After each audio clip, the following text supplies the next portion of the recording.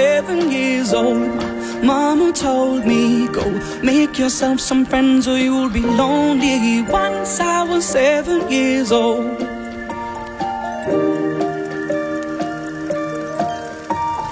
Once I was 7 years old. Lucas Graham, 7 years. Back tomorrow in 20 and a bit hours. I'll see you at 9:30 tomorrow morning. Right now it's 12. Here's Vanessa. Thanks, Ken. Hello, this is Vanessa Feldt sitting in for Jeremy Vine, and on the programme this lunchtime. After the heat wave, we're being warned that parts of England and Wales will see torrential rain and storms, which could lead to flash flooding. How do you prepare for a flash flood? Soaring inflation has caused pay to fall at the sharpest pace on record.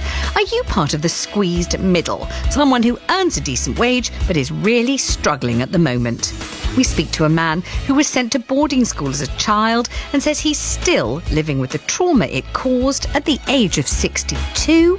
And a farmer who was bringing in the harvest had their combine harvester physically blocked by an angry man, complaining his family meal had been spoiled by the farm work. Please email your comment to vine@bbc.co.uk and include your name and phone number. You can text your point to 88291 or you can WhatsApp us on 08000 288 291. BBC Radio 2. But first, here's the news with Adam Porter. Vanessa, thank you. Official figures show that the real value of pay has fallen by record levels as salaries fail to keep up with the cost of living. Average pay, excluding bonuses, grew by 4.7% in the 3 months to June, but fell by 3% overall when inflation was taken into account.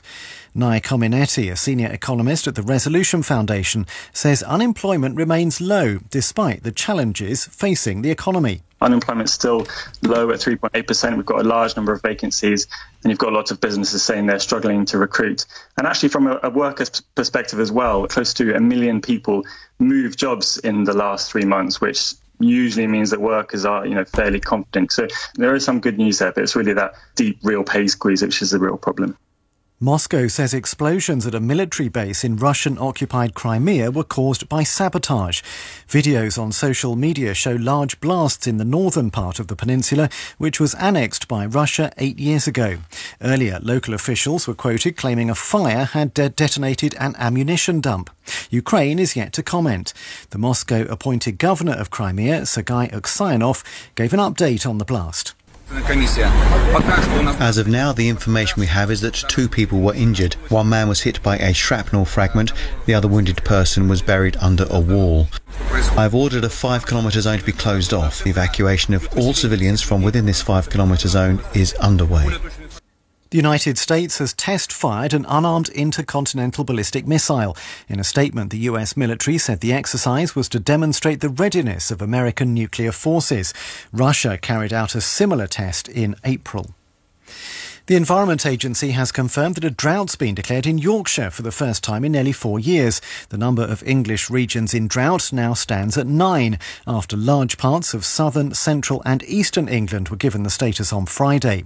Environment Agency officials in Yorkshire blamed the recent high temperatures and said rain forecast for this week would not be enough to counteract weeks of dry weather. And there are warnings of heavy downpours and thunderstorms for England, Wales and much of Scotland in the coming days. Some parts of Devon and Cornwall have experienced flash flooding as the dry ground struggles to absorb the rain.